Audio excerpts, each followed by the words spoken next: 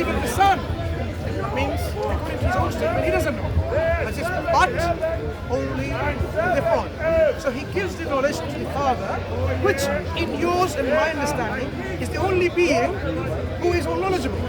And we are questioning about Jesus and the Holy Spirit and everyone else, whether actually they have the property of God. So when now you have an individual like Jesus Christ himself says, I don't know, the Son does not know. Okay, you tell us. I am saying the language itself tells us that he cannot be all knowledgeable.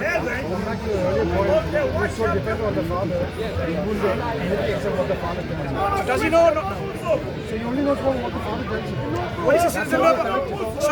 So if he doesn't know about when the world's going to come to an end, does he have that knowledge or he doesn't have that knowledge? He wouldn't know anything from what the Father does not tell him or does tell him. So the question is, does he possess that knowledge or he If doesn't? the Father tells him, he would know. That's not my question. My question is, does he possess that knowledge? My answer is, When he said that, at that moment, he wouldn't do or say anything except what he heard the Father say. at that moment, did he possess that knowledge? At which moment? The moment he said that statement, that the Son doesn't know. If the Father told him, he would know. I have a precise question.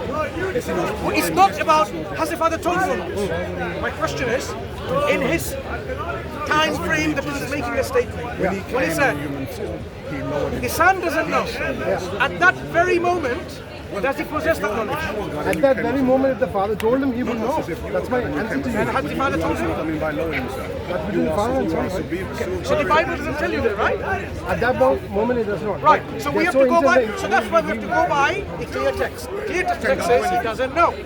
So you have to say he doesn't know. No, I can't say that. Because that's what it says. Because he said, I won't say or do anything except what my Father But here he says, I don't know. But if his Father tells him, he would know. But his Father hasn't told him. Where has the Father told him? It's a Father-Son thing. How do you No, know? no. His Father hasn't. If we have a clear statement, look, I did not commit this murder, then you take that statement that I did not commit it. You can't say, oh no, it means he has committed this murder. You can't do that. Language can be restricted. For example, if I say, are you a terrorist? You can say, I am not. Now, I can't understand by that statement, it means you are, but when you say you're not, then it doesn't mean what you mean. That's why we have language. That's why language has negative, positive meaning of assertions and negations, things like that. So the Bible indicates Jesus Christ is someone who doesn't have knowledge. He receives the power, he receives authority from God. That is an indication of someone who is totally dependent on I can agree with this someone who is point of yours that Moses or any of those people from the Old Testament, from the Bible, Abraham, all of them, receive power from God. But that's not the case with Jesus. He didn't receive power from God. He was all God. Already. In the Philippines, He had to receive power from God. Tell me now what it is. That's what differentiates Jesus from all the Moses and Elijah. You seem to be a very sensible person, so please explain. made himself of no If you are unknowledgeable to begin with, can you become destined unknowledgeable in any form or shape at any time? Prayer was not The only way it can happen is if I give it up. I can give it up. But what I'm saying, Like let's say I'm a citizen of UK today. The only way I can not be a citizen is if I give up my rephrase citizenship. my question. Right. If you are all knowledgeable to begin with, not just knowledgeable, all knowledgeable means, in my assertion, you have complete knowledge of the past, present, and the future. Remember, it's the future. So when I give you, if you're all knowledgeable to begin with, meaning you know the future, can you then not know the future? The answer is no, you can't be ignorant. Because you already know the future. So if a being is all knowledgeable, is it possible for a being then not to know the future? No. Exactly. So there's no way that being can be less than knowledgeable. Any way, shape, or form. So you can't give up your knowledge. Like what Christians believe by becoming a man, he give up his divinity. It's impossible because you are all knowledgeable to begin with.